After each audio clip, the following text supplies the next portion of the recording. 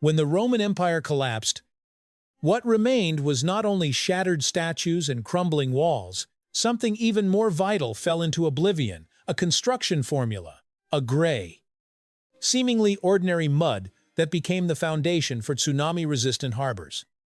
Domes that have endured for 2 millennia, and structures capable of surviving earthquakes and war. Humanity entered the Middle Ages as if stepping into a darkened room, where no one remembered how to transform rubble and volcanic ash into a material so resilient that even the ocean could not destroy it. For 1,000 years, we lived in an era of wood, a material vulnerable to weather, fire, and decay simply because a formula had been lost. Imagine losing the password to an entire library of knowledge.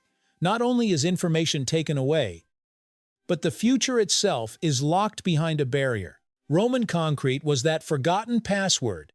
It did not merely create architecture, it expanded the imagination of a civilization. To understand why that loss set humanity back for a millennium, we must return to the moment when Rome's material miracle first began to take shape. The Roman Empire did not rule by military strength alone. It conquered the world through infrastructure, roads straight as lines of code, arches spanning valleys, and, above all, harbors that the sea could not swallow. At the heart of this miracle lay opus caementitium Roman concrete.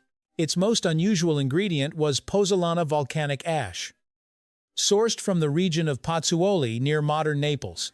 This ash contained abundant amorphous aluminosilicate minerals, highly reactive when exposed to seawater. In marine environments, Ca² mice ions from lime reacted with silicates in the pozzolana, forming CaSH minerals, durable structures resembling natural stone. Unlike modern Portland cement, which often weakens with prolonged exposure to water, Roman concrete grew stronger in the sea. Rare tobermorite crystals, typically found only in volcanic conditions, formed within the concrete, binding fragments together in a fibrous structure. Through this unique chemical mechanism, the Romans built Portus, Cosa, and Caesarea harbors that have stood for 2,000 years.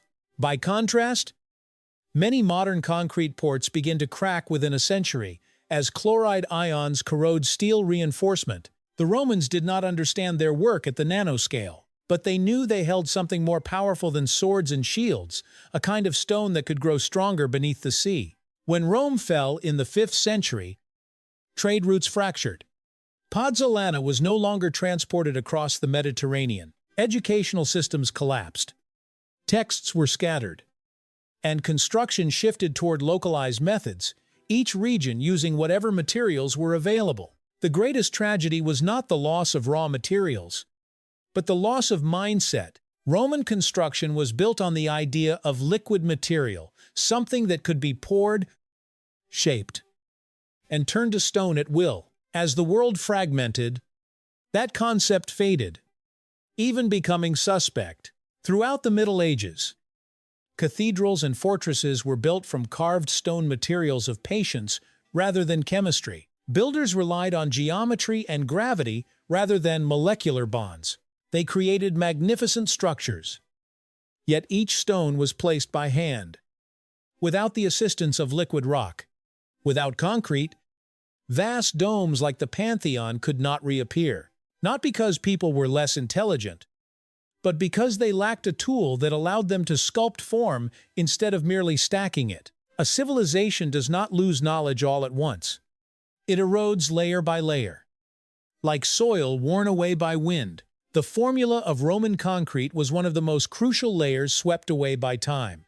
In 1824, inside a small kitchen in Leeds, mason Joseph Apston fired limestone and clay until they nearly fused, then ground the result into a fine powder. He sought to create a mortar resembling the stone of the Isle of Portland and accidentally invented Portland cement.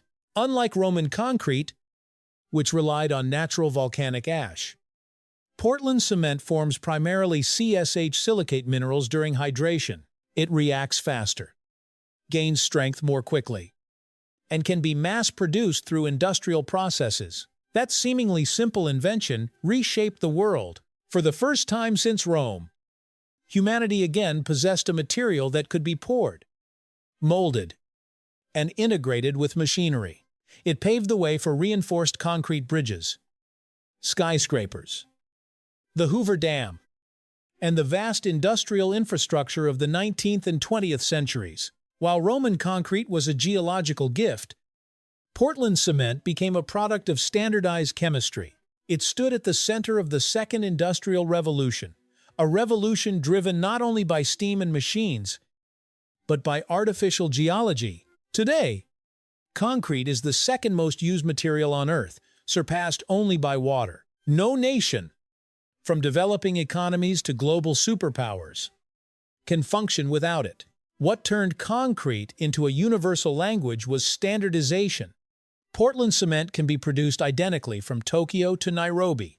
Mix ratios, strength classes, sulfate resistance, all encoded into technical standards, allowing engineers anywhere to design bridges without relying on local volcanic ash. Unlike natural materials shaped by geology, industrial concrete is a geology that can be replicated. It levels cultural differences in construction, shaping a world of skyscrapers, highways, and continuous infrastructure. Yet a subtle paradox remains: the more standardized concrete becomes, the further it drifts from Roman philosophy. Modern concrete is strong but vulnerable to saltwater, fast but prone to cracking, efficient yet rarely eternal. We have rediscovered part of the lost knowledge, but we have never fully reclaimed what Rome once mastered, a form of liquid stone capable of living alongside the ocean,